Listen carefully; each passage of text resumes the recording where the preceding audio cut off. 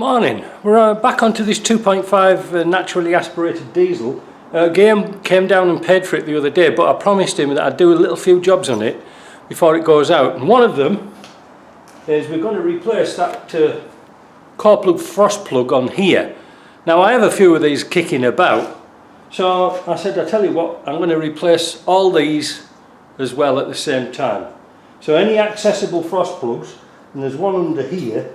I've got to check that one because it's a different size to a TDI. At the same time, I think the oil seal is leaking on the crank, so I'm going to take it all the back off. We'll have a look, but let's have a quick look at this bit here and see what they've done with this. Oh, it's interesting. I've never seen a repair like this before. Where is it now? It's just here. Ah, they put a bung in it. Oh no, they've used sticky. Yeah, it's just used some sticky flex or something like that.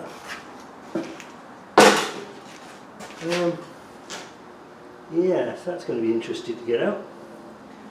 I'll have to get a little die grinder bit and trying to get that out, but we'll take this one out as well.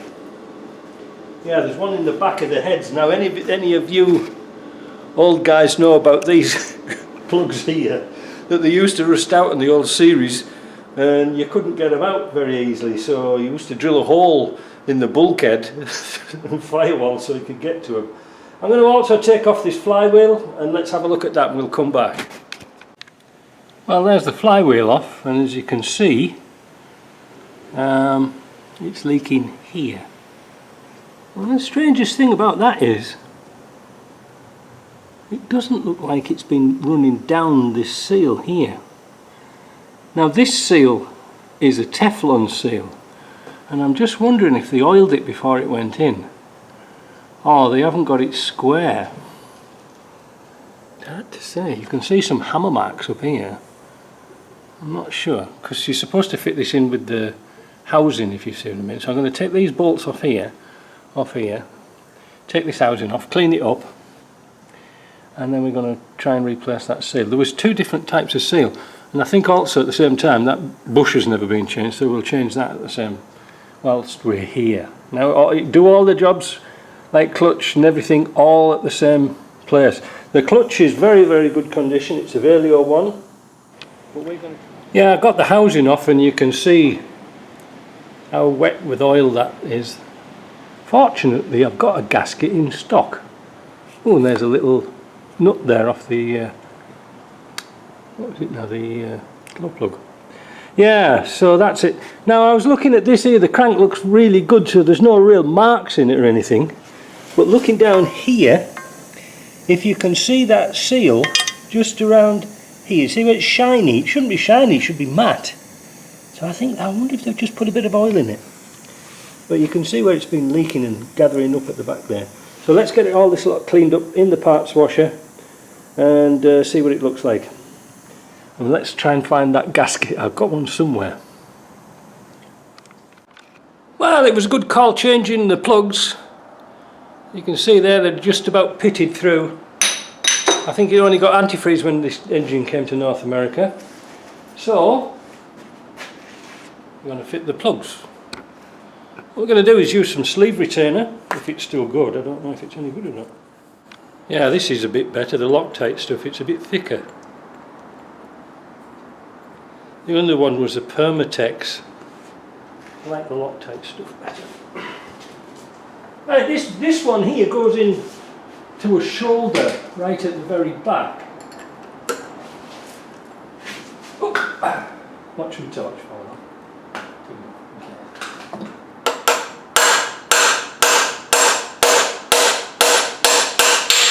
There you go.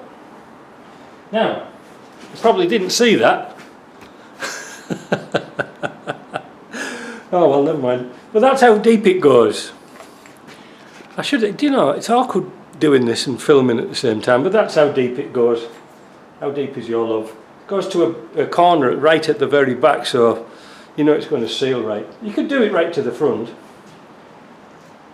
but that's the way I like to put them in. You know, I was just wondering, seeing it's at the back and we've got one here, I wonder if we should just put 2 in. Yeah, why not? We've got bloody loads of them. Put 2 in. Then you know when it's at the back of the engine, it ain't coming out again.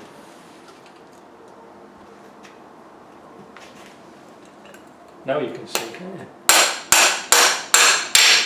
Haha, that's good. That's what we call, in the trade, belt and braces. Now we'll do the same for the other side, around here.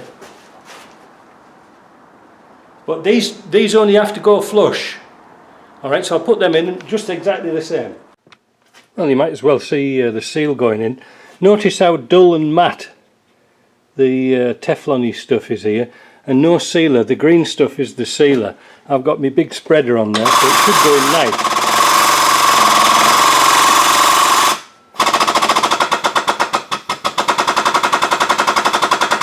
Gently Bentley.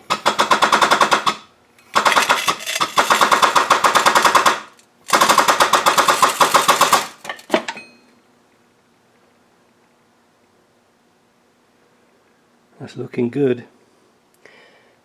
Now, I'm going to look at the manual to see if that should go against this. There's a shoulder under there, whether it should go flat to the shoulder or flush. Right, so in the book it says it has to go down to a little lip that's at the bottom here, push it all the way down. So I'm going to use the old seal to push it down.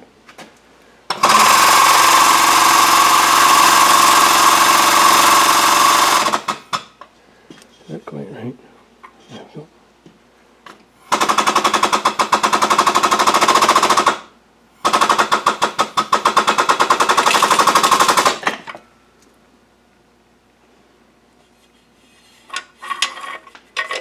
And that looks right down at the bottom.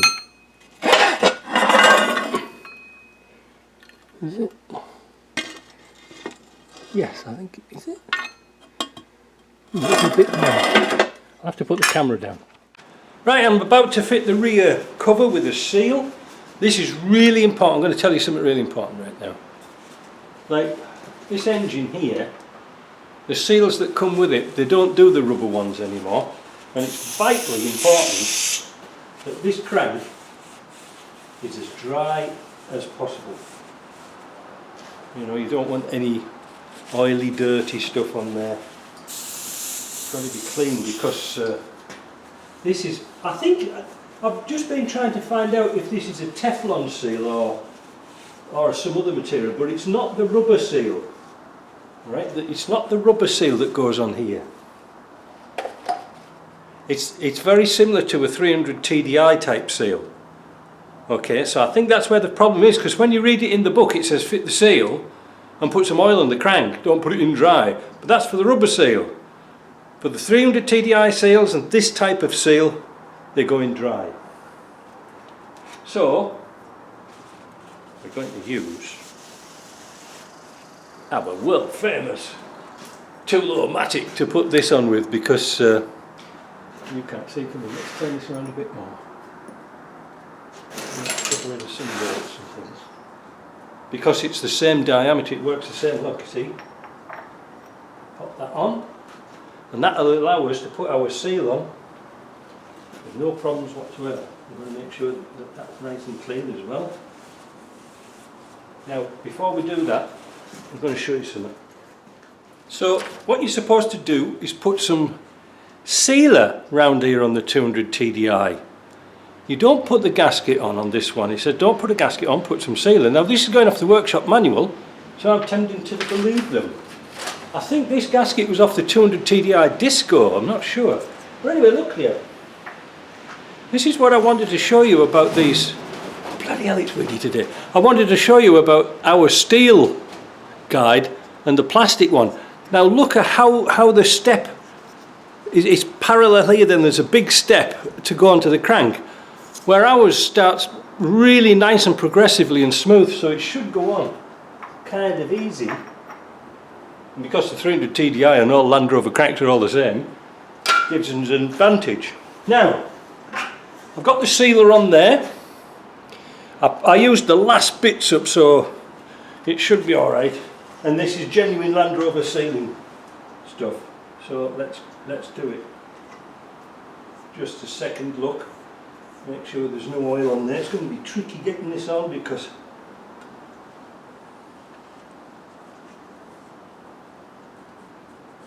we have to line the dowels up.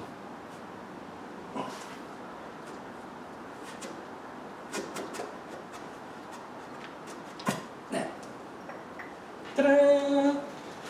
I bet you didn't see that, but it was. But anyway, on the outside of the seal, I had some RTV sealer, and I sealed the ceiling with RTV belt and braces. You know, you can't have too much wrong. So, what I'm going to do now is I'm going to put the bolts in the crank. No, not the crank. Right, back again. I lost my bit of paper. The housing bolts are 40 to 50 Newton meters, and the flywheel is 139 to 153. I've already replaced the crankshaft bush, so I don't have to mess about with that because we just did one last week, so we don't need to do it again. We'll bolt that down, and that should be good as gold. Well, I got that all back together. Nothing really new to know, really. Just put the flywheel on, just make sure there's a new bush in it. And last week when we did 2 weeks ago when we did the 300 TDI, I showed you how to get the bush out. It was easy. All torqued down, flywheel, clutch aligning tools in, and now I'm going to have a go at this head, because when I took it out it was a really good idea to take it out, because you can see how somebody's put silicone on that. So they've had it out before but put silicone in. The thing is, can I get it out and make sure it's good? Because I did find, I'll put it down somewhere now. Oh, here. I did actually have here a plug to go in, going off the part number. All I need now is my little chisel. Right, here it goes. You might be able to see this, I'm not sure.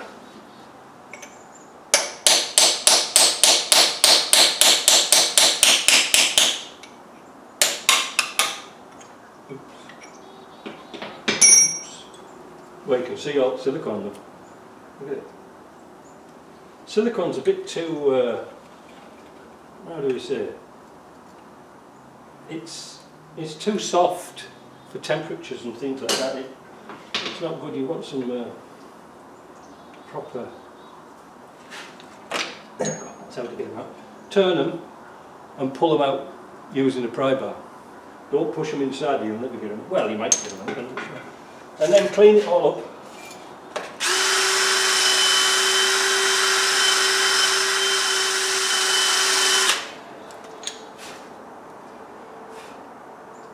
You see, these heads are a little bit thinner than TDI tape cell heads. I noticed on the side where I was putting the frost plugs in, that's our car plugs. I keep calling them frost plugs now. This is nice, this is really good, but I've just got to do a bit more polishing off.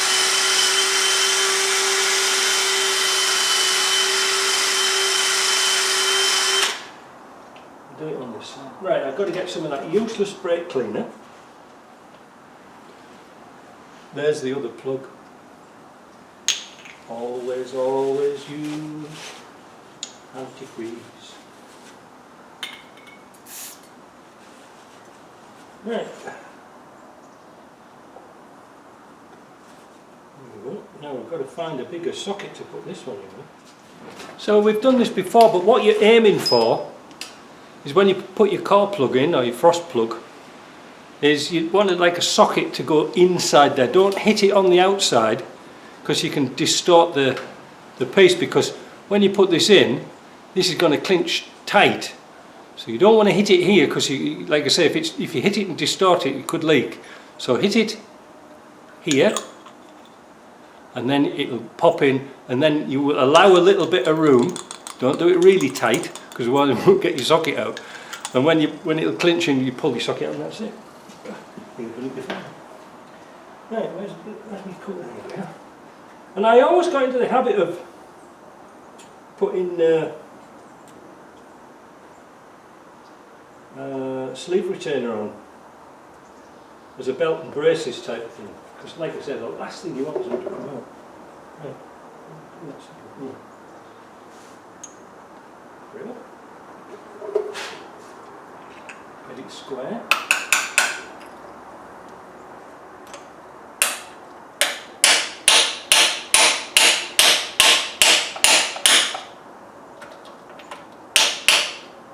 There. That's all she's given. Now I've noticed there's an undercut here.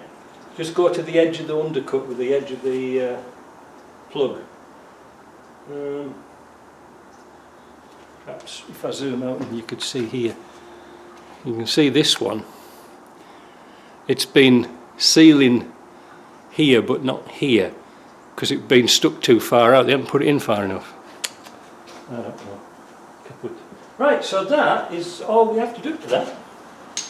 Just have to zip in the engine mounting plate, and that is it. So I need, it was this is a really, you know, this, my balance beam wasn't designed for this particular job because the rocker box is too high. The valve cover thing is too high.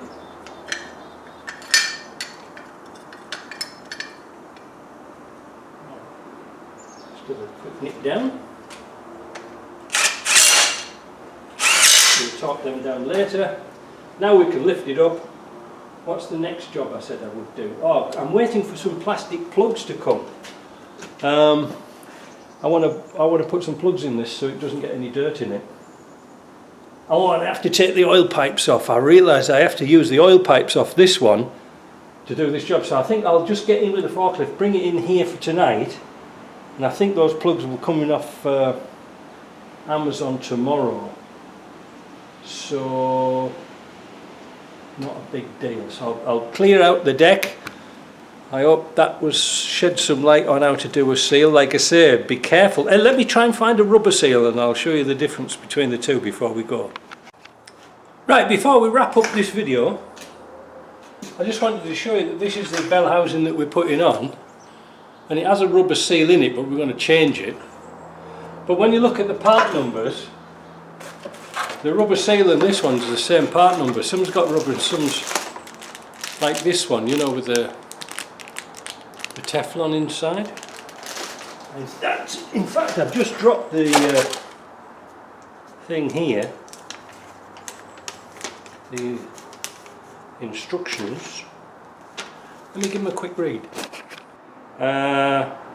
Wait for 2 hours before starting the engine so that the PTFE, so it's Teflon or Fluon, whatever it is, seal lip can settle into the right position. Here, check the alignment of the bushing with the shaft. Ensure that both the installation surface and the PTFE seal lip are completely dry. Pay attention, because Britpart ones don't put that seal in. They don't put that instruction in. Now you know, you see, I tell you everything, don't I? All my secrets. That's why they leak. You oil them, they'll leak. Go figure. Right, I'm going to pack up now. That's it for the day. I'm going to go and watch banana splits. See you later.